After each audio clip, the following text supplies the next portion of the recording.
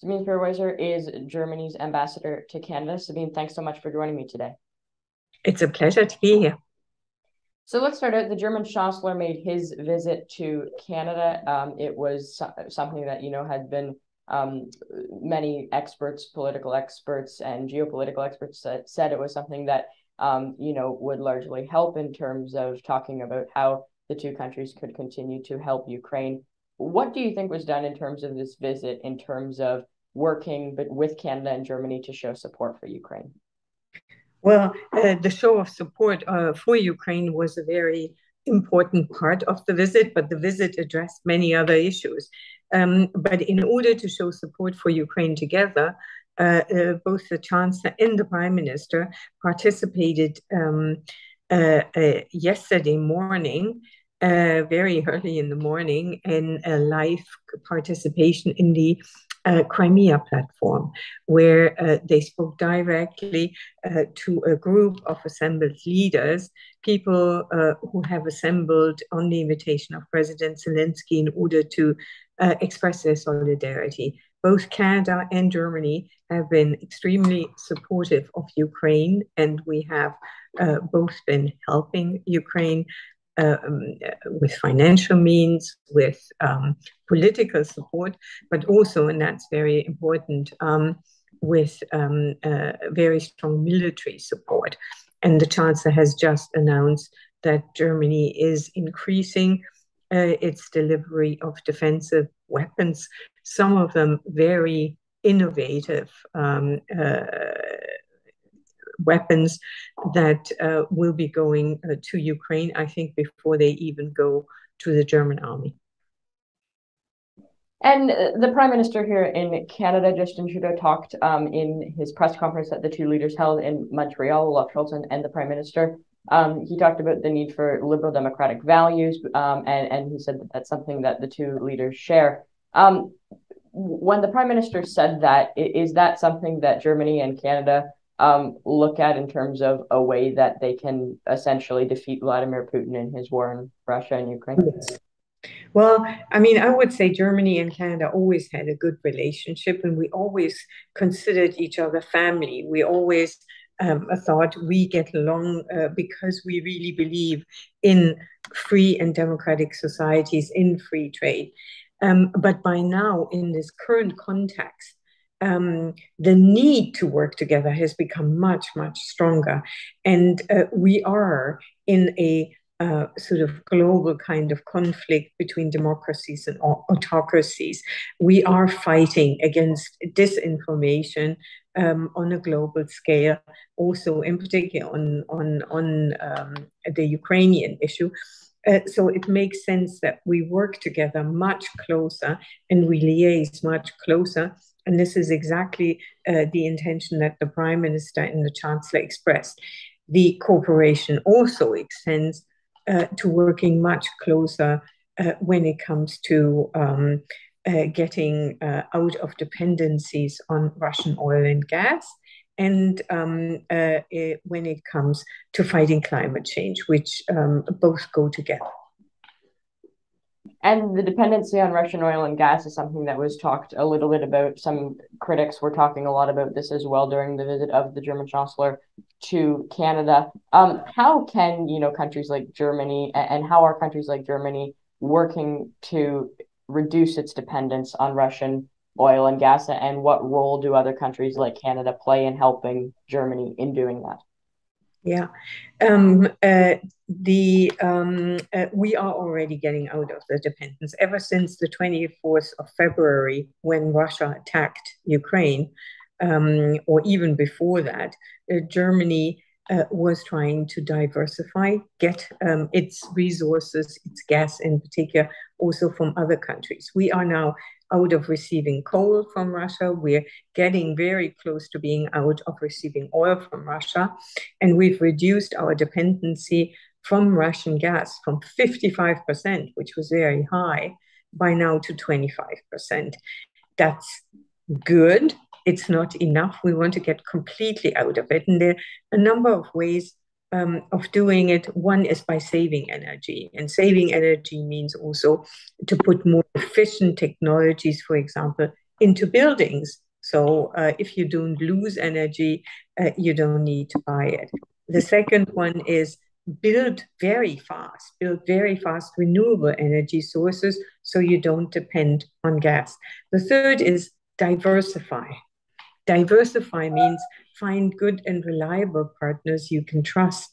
And obviously, we're looking towards Canada. And we talked about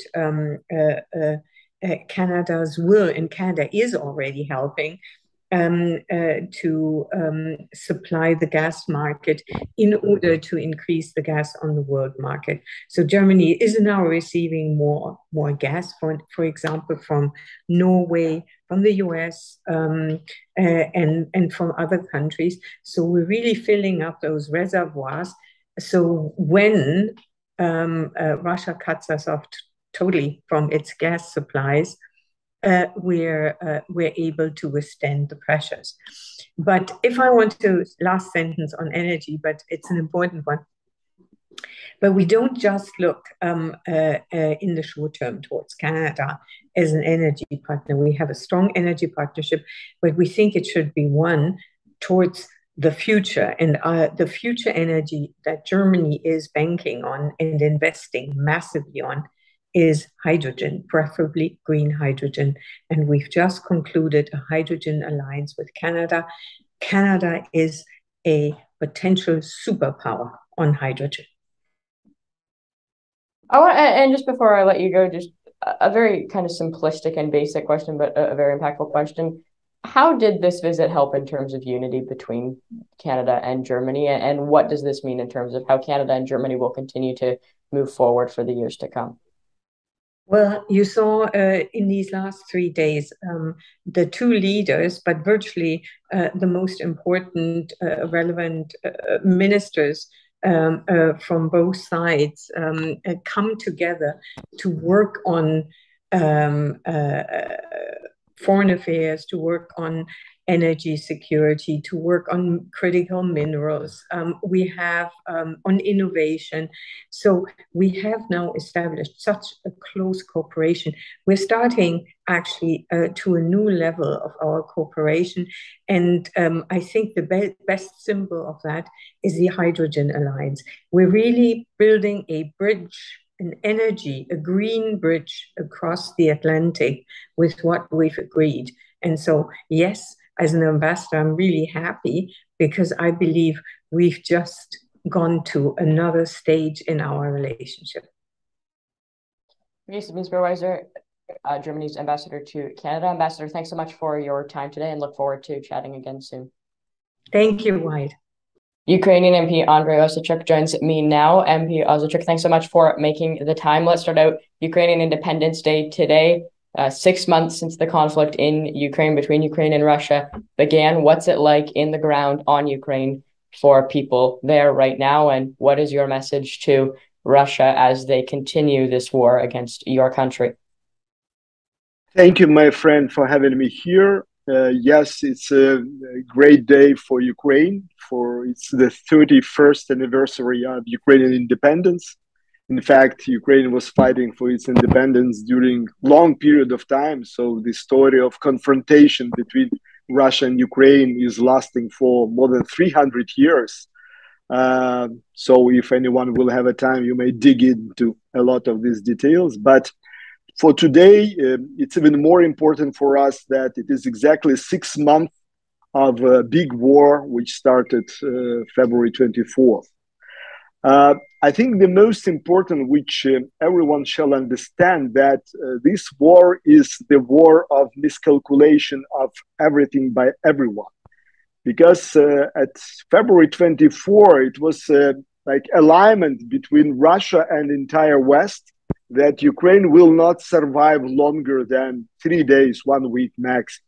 And no one ever expected that we will celebrate any anniversaries of our independence anymore. But as we see, it happened very much differently. We are not alive. We are not in one piece, but we were able to destroy all plans of Mr. Putin and his paranoid leadership group in Kremlin. In fact, we forced Kremlin to change the objectives for this war, I think minimum 5 or 6 times. I think it's possible to trace it through media statements from Kremlin. And right now, we see that Kremlin had very hard time because the front line, in fact, is frozen. So despite all the efforts of the Russian military to move forward, they cannot. And in fact, they can do nothing with their conventional weapons against Ukrainian people and the Ukrainian army. And it's linked to their favorite behavior of blackmailing and threatening the West. Said that they were threatening the West during decades. Unfortunately, no one was taking that seriously, because if anyone ever saw Russian TV, every night on every political TV show, every day, they were directly threatening West with any possible things, including nuclear weapons. That's their tactics. But as we see now, it's not just threatening. So sometimes they do things real. And for today, for them, it's very important to create some humanitarian issue which may force the West to force Ukrainian leadership to agree on any surrender or any freezing of the conflict. Because for the Kremlin, it's very critical to receive a break in this war, because Ukraine is receiving a lot of help from outside world. So our allies in United States, in UK, in Europe, finally is delivering us a lot. Not everything what we need, but still quite substantial support we're receiving. Russia, after huge losses, so they never ever faced such a losses since the beginning of the Second World War. But they have no place where they can receive any reserves. If you trace the story, probably you mentioned this funny case when Putin was traveling to Iran, asking Iran for drones and other things. I don't think that anyone in the West consider Iran as a highly technologically developed country, but Putin was trying and still trying to receive help even from such strange countries like Iran. So the bottom line is that we survived. We're still in one piece.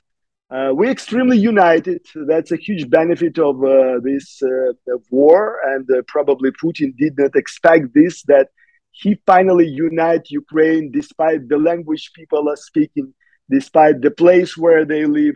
Ukraine is a huge country for European measurements.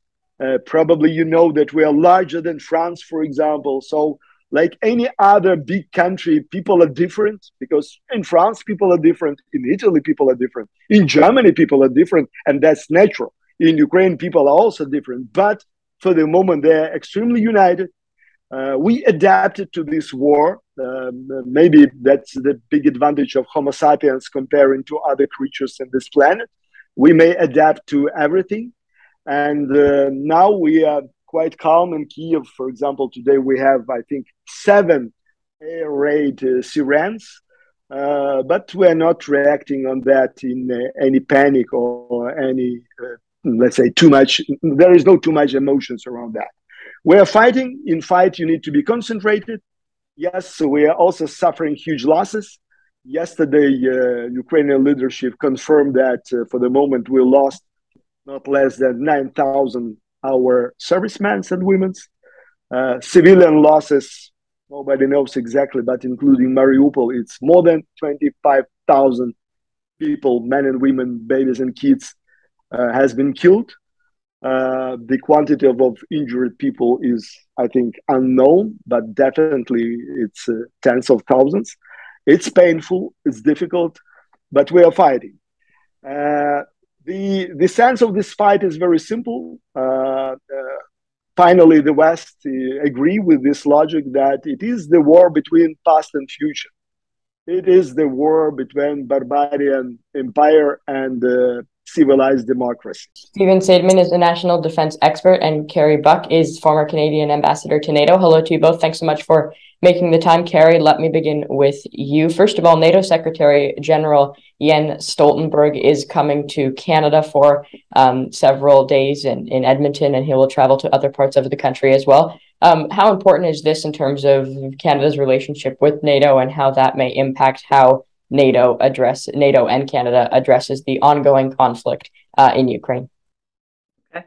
Well, NATO is really important to Canada, and I like to think that Canada is really important to NATO, particularly in terms of our response to the Russian war in Ukraine. We should be proud of what Canada's done so far. There's always more to do. So Jens Stoltenberg's visit will help mark how important Canada is as an ally, but I expect him to focus on a few things. He'll focus, of course, on the war in Ukraine. He'll also focus on the High North and Arctic security. And Arctic security in the European part of the Arctic has been more at risk as a result of Russian adventurism. Our Arctic, not yet as much of a risk, but that isn't to say that the risk won't be coming. So he'll be focusing on the Arctic. I mean, that's our part of NATO territory to help defend, at least the Canadian Arctic. And he will also likely be focusing on climate security.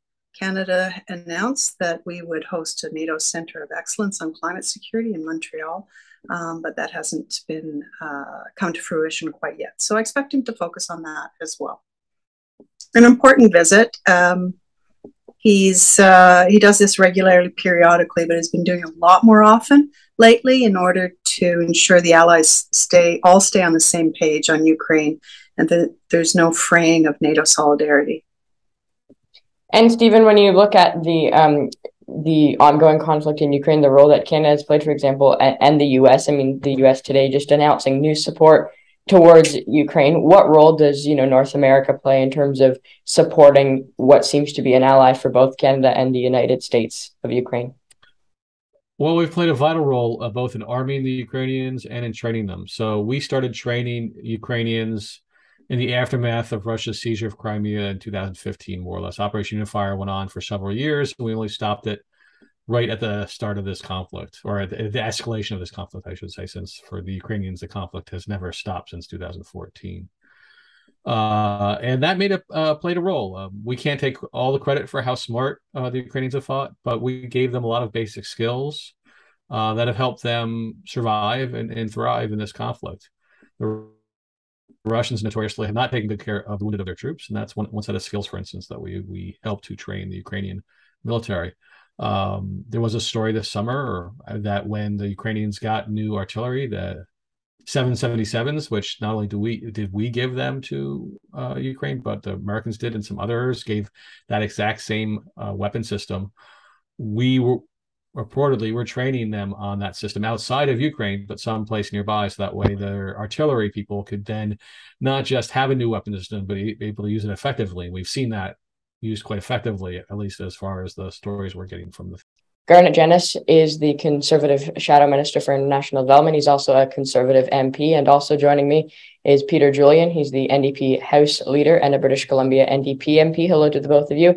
Peter, I'll start out with you. The ongoing situation in Ukraine. Obviously, the German Chancellor just made his visit to Canada. How important, in your view, is it that Canada works with, say, its NATO counterparts in the NATO alliance to ensure that Ukraine is represented fairly? I mean, looking at Ukrainian Independence Day, which is happening today, obviously, a lot of Ukrainians are speaking out about the war in Ukraine today and how Russia is committing this war in Ukraine. What role does Canada play in this ongoing conflict?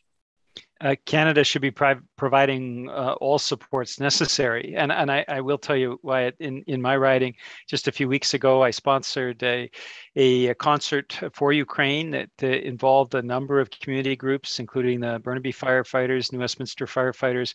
We had hundreds of people turn out, providing supports both to Ukraine, but also to Ukrainian refugees.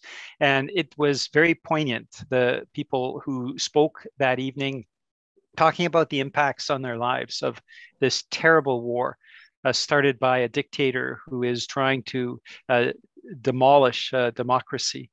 And I think when you look right across the country, in every riding, in every community, people feel the same way. That Canada should be supporting Ukraine, and people are stepping up. They're working hard so that Ukrainian refugees have a place to stay in. They're fundraising to provide supports to the Ukrainian community and Ukraine. And I think this is manifest right across the country. The government needs to do more, as we all do, to make sure that Ukrainians and Ukrainian Canadians feel supported. Garnet, when we spoke just a few days ago on the show, I mean, you talking a lot about kind of the German Chancellor and the way in which he made his visit to Canada. Looking specifically at the dependence on Russian oil and gas, that's something that's also been discussed a lot. Obviously, countries like Germany, countries that rely heavily on Russian oil and gas. What role does Canada play in helping some of those countries like Germany in reducing its dependence on Russian oil and gas? Yeah, thank you. I think that's a really important question. And let me just start by saying I agree completely with everything that Peter said. When it comes to the response to the horrific illegal invasion of Ukraine, the ongoing genocide we're seeing from the Putin regime, there are many points of agreement among the different political parties. But certainly we have been trying to push the government to do more in certain respects, to provide more support, more weaponry, more heavy weaponry to the Ukrainians. Ukrainians being supplied sufficiently to be able to meet the ongoing threat is very, very important. And as your question mentioned, energy security has been a key part of the conversation.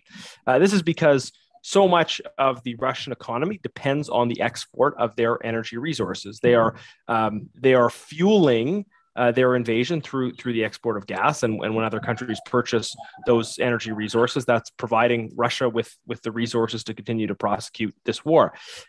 Canada is one of a relatively small number of free democracies that's blessed with an abundance of natural resources. As it happens, most of the world's democracies in Europe, in the Indo-Pacific, are smaller, geographically smaller, very populous countries. Canada is unique among free democracies, relatively speaking, in terms of our abundance of natural resources and in terms of our size and relative sparse population. So we have a critical role to play in the democratic world in terms of addressing the energy security needs of our European allies. And if we fail to do that, if we continue to fail to supply Canadian energy to these countries, to our European partners, then they will be reliant on Russia, and their purchases of gas and other energy products will fuel Russian aggression. So this is a critical role that Canada has to play, is addressing energy security. I think our government has largely failed over the last 7 years in creating the kind of energy policy that positions us to play this role. But better late than never. Let's get on top of it, and we're going to be continuing to push the government to play that role in terms of energy security that's going to support our ally Ukraine. Peter, Garnet mentioned how he, believes that the government can do more. What is the NDP? What would you like to see the government of Canada do, Canada's government here at home, in order to help Ukraine? Well, we pushed, of course, for the government to actually speed up the processing of Ukrainian refugees. So many of them, millions that were found in Eastern Europe, escaping bombs as their homes, as schools, as hospitals were bombed into oblivion. And Canada was slow to step up. I think it's fair to say they're doing marginally better, but the reality is the Canadian federal government needs to step up in a much more cohesive way. I also believe, and we've been very clear about that the Canada can play a major role in providing supports in other ways to the Ukrainian government. And what I see is at this point a government that is in some cases stepping up, in other cases not. There is a clear distinction between the federal government and where Canadians are at. And Canadians and communities right across this country are stepping up in a very significant way. They're holding a variety of fundraisers. They're making sure that Ukrainians feel the support that comes from Canada. I've certainly seen that across my ridings of New Westminster and Burnaby. There is no question of that. As I mentioned, right across our community, a variety of community groups stepping up. And of course, in this community, we've received hundreds of refugees that have come in. People have opened up their homes, they've opened up their basements, they've made sure that those refugees who come to Canada have a place to stay. I think Canada can do a lot more, but unfortunately, we have a federal government that doesn't seem to get the administration right. And there's a whole range of areas where I think the government is falling short. In the case of providing supports to Ukraine, it has to be manifest and real. And to this point, I think there have been some lapses from the federal government's response to the Ukrainian people's call for justice and support at this critical time in their democratic life. Peter, I just want to, oh, sorry, 1 second. I want to follow up quickly with you on something, Peter, about Ukrainian refugees. When you talk about Ukrainian refugees, how can the Canadian government bring Ukrainian refugees to Canada, but make sure that when they do that, that Ukrainians here are coming to Canada, ensuring that they can, keep the same way of life that they did in Ukraine? Because for many Ukrainian refugees, it's going to be very hard leaving Ukraine. And in many cases, a lot of them in perfect scenarios would like to stay in Ukraine, but they obviously can't for obvious reasons. Yeah, and that's a fair point. I mean, these are folks that have no choice as the brutal regime of Vladimir Putin that destroys their communities, their hospitals, their schools, their homes. They are forced onto the roads and on the paths to try to find their way to safety.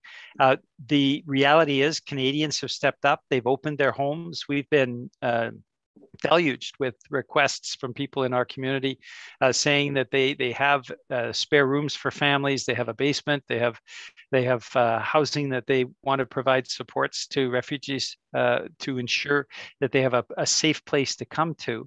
The federal government has been slow in processing, slow in making sure that refugees can come to Canada, and slow in providing those supports, which is why these fundraisers are so important, like the one we did in my riding a few weeks ago.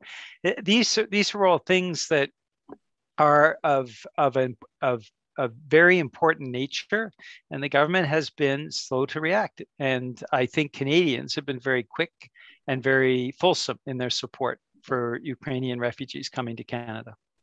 Garnet, final word to you. Well, sure. I was just going to add to Peter's point. I'm a member of the Immigration Committee, and Conservatives put forward a motion right at the beginning to allow visa-free travel for Ukrainians coming to Canada. Much credit to my colleague. The NDP supported that motion, as did the Bloc. The Liberal government did not support it and did not implement it. But we had a majority of the committee, all of the opposition parties working together to adopt that motion. It was adopted in the House, again, with all of the opposition parties working together. So I agree with Peter. There's been some gaps in terms of the implementation of immigration measures that the House of Commons has called for. I think we need to do better on the energy front. And the energy security issue is one area where I think it's the Conservative Party standing alone, saying we need to support our oil and gas sector. We need to develop our oil and gas sector. We can have different opinions about some aspects of energy development, but at the end of the day, this is a crisis. This is a war going on, and Canada needs to be stepping up to provide our abundant natural resources to like-minded democracies. And then there's the issue of the turbines that the Liberals granted a waiver of sanctions to support Gazprom, a Russian company selling gas to Germany. Conservatives, as well as the NDP, take the position that waiver should not have been granted. And we've been trying to have the Foreign Affairs Committee meet and put pressure on the government about that. And unfortunately, the Liberals have been very reluctant to allow the Foreign Affairs Committee to meet at all. So are there some areas of shared purpose, of common cause when it comes to supporting Ukraine? Absolutely. But there have been some significant gaps in terms of the government's response when it comes to energy security, when it comes to supplying Ukraine with the support it needs, and when it comes to refugee support as well. So we're calling on the government to do more and do better. Okay, MPs Garnet Jennis and Peter Julian, thanks to you both for your time tonight. Really appreciate it. Thank you. Thank you. Joining me now for the latest in Ukraine is two people who know Parliament Hill and also have been following the ongoing situation in Ukraine really ever since the ongoing conflict got started quite well. Joël Denis Bellavance is a reporter on Parliament Hill for La Presse, and Larissa Whaler has been an advocate for Ukraine and for the war to come to an end really ever since it began. She also previously served as Director of Communications to Ontario Premier Doug Ford. Hello to you both. Thanks so much for making the time and for joining me here today. Thanks. Good to see you. Thanks for having us. Larissa, I'll start out with you. I mean, 6 months since the war began, Ukrainian Independence Day today, many Ukrainians looking at a day like today saying we didn't necessarily think we would get to this point, or at least some people didn't think we would get to this point. What's your reflection 6 months into this conflict as to how Vladimir Putin, Russia, and the Kremlin, how do you think their approach has really changed ever since it kind of got started? Yeah, I think right now they're at a place where they're trying to figure out how they're going to save face, how they're going to either get out or retain what they've won. So the war that's going on right now, technically started in 2014 when Putin took part of the eastern part of Ukraine, the Donbass region. And then he escalated it about 6 months ago today, where he went in full throttle. A lot of people were saying that they were waiting for the ground to freeze for the tanks to roll quickly to Kyiv. And they didn't, right? Putin wanted to take Kyiv in 3 days. He thought it was, going to be an easy situation for him. I think what he didn't count on are a few things. First, the sheer determination of the Ukrainian people to defend their homeland. They're going to fight to the death because this is all they've got, right? They're going to fight for their children's future, and they're going to put everything they've got. Second, how ill prepared his own army was. They didn't have the soldiers I don't know, thought they had. They didn't have the training they thought they had. They didn't have the ammunition they thought they had. But also, the Western response. The West almost universally condemned the invasion and sent arms, sent money, and I don't think Putin was counting on any of that to happen. Joël, when you look at the conflict in Ukraine, many countries, they have looked at the crisis in Ukraine. Canada is one example. I mean, the German Chancellor Olaf Scholz came to Canada. He's been in Canada and was in Canada these past few days. When you look at the way that countries like Canada have approached trying to support Ukraine, is Canada a good indicator for other countries to look at? In other words, I guess, is Canada setting a high enough bar as to how other countries should support Ukraine? Well, obviously, Canada is trying to do what it can with the tools and the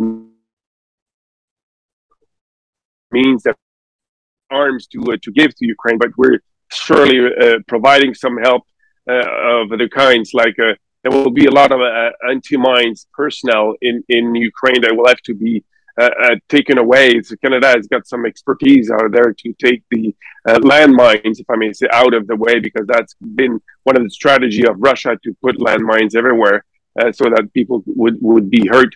So that's one expertise. But Canada was also caught between a rock and a hard place because of the turbines that Gazprom wanted to take back. That's a Russian company, wanted to take back, and that turbines was being repaired in Montreal. That stirred a lot of controversy because the Ukrainian people did not want Canada to send that turbine back to Germany, for Germany to give it back to Nordstrom, Gazprom one, the company that provides from Russia natural gas to Germany. But pressure was put on Canada to give it, even though we have sanctions on those companies. So we were sort of caught between a rock and a hard place, but we managed, I think, to get out of it and call Vladimir Putin's bluff, because the turbine is back, but it's not in operation. So that means that it was only a ploy to try to exercise some pressure on the sort of alliance that has been brought together to face Russia. So, but once this is all done, and we don't know when it's going to be done, Canada, they will be upfront to finance the reconstructions of Ukraine, and that will be a huge task ahead. That will cost many, many billions, because a lot of the territory of Ukraine has been destroyed by Russia so far. Even though we felt that this might be a quick war, Ukrainian people have shown some resilience that I think will be a lesson for other countries to learn. Larissa, Joelle mentioned the turbines. That's an issue that's been discussed quite heavily. I guess kind of a two-part question. Number one, how can countries reduce their dependence on Russian oil and gas? How important of a role does Canada play in that? And then also, when looking at the way that these turbines and the issue with this has kind of played out, what's your message to someone who, says that may undermine Canada's support for Ukraine? Listen, I think that one, it's easy for me to post a tweet criticizing the turbine issue and criticizing the Prime Minister on breaking the sanctions. And I did, right? And I was very critical. I still am critical because, on the surface, my thoughts are, if you're going to have sanctions, it's going to be hard. At some point, it's going to be a hard decision to make. And you're going to have to let people down. And they decided to cave. The reality is that life is a lot more complicated than that. And it's true that we have a world order, countries that are interdependent on each other. That means that a lot of countries around the world, they can't just snap their fingers and not be dependent on Russian gas, on Russian military weapons, on Russia's support in a bunch of different ways. It's going to take a while, and it's going to take a lot of political determination to rid yourself of your dependence on Russia, on many different ways. The biggest piece is on gas, right? A lot of Europe is dependent on Russian gas. You can't just one day say we're not going to be. You've got to, systematically plan that out. A lot of European countries are doing that, and that is so wonderful to see. And that's actually going to be really a lasting negative impact on Russia, because once they figured out how not to be dependent on Russian gas, they're not really going to go be back and dependent on Russian gas, right? This is going to be, the Russian people are going to feel this for generations to come, and they're going to really feel not just sanctions today, but really missed economic opportunities for years to come. And I think that, as we get out of this war, whenever that may be, I think countries around the world are going to look at, who are they getting into bed with? Who are they doing business with? What kind of morals are these, right? And I think we're sort of picking the scab off a lot of these questions with a lot of countries around the world. A lot of people were saying, when Ukrainian refugees were coming to Canada, that they were being treated differently because they're white, they're Christian, they're educated, and, doors were opening, especially, there was a lot of criticism to Poland, especially, that they were opening the doors to refugees because they looked and sound like them. And you know what, that's a lot of that criticism is fair. But really, like somebody like me, for example, I cared about refugees around the world, and I was very sympathetic to them, but it really hit home when it's people I know, right? And it really opened my eyes to the, wars around the world and the story of refugees around the world. I think, I'm much better educated now than I was a year ago. And I'm hoping that a lot of Canadians feel the same way. And I think a lot of people around the world are going to feel the same way. So there's a lot of kind of lessons learned. And I just think that the world that we knew 6 months ago is going to be different for generations to come. And Joelle, just lastly to you before we conclude, how has the Canadian government approached refugees, specifically on ensuring that when those refugees come to Canada, they can, I guess, because a lot of them don't necessarily want to obviously be leaving Ukraine, it's just the circumstances have made them do so. So how is the Canadian government ensuring that those refugees, when they're coming to Canada, can be set out on kind of that successful path that they need to be set out on in order to make a successful life within Canada? Well, that's a very good question. And because of the situation in Ukraine that is so extraordinary, the government adopted some extraordinary measures to adapt the immigration system to the current situation. And that was, I think, the first time that it was done in such a quick way in Canadian history, if I'm not wrong. But they provided a lot of flexibility to the people of Ukraine coming to Canada, giving them working permits that usually comes after you get, some other documents, working permits that are immediately, you can immediately start working if you're coming to Canada. and that gives you some, you know, if you want to stay here for some time or a long term, you can use that to earn a living and try to have some kind of normal life despite the very tough conditions. But I talked to the immigration minister, Sean Fraser, about this, and he mentioned to me that he expects that the many people who will come here will probably want to go back, because most of the immigrants or the refugees that are coming are women and kids and older people, because men had to stay back home to fight the war. So a lot of separated families, they will want to be back together eventually, and that's why the immigration program was adapted and very much more flexible to the current situation in Ukraine. Denis Bellemas from La Presse and Larissa Whaler, thanks to you both for your time tonight. Really appreciate it. Thank you for having me on your show. Thank you.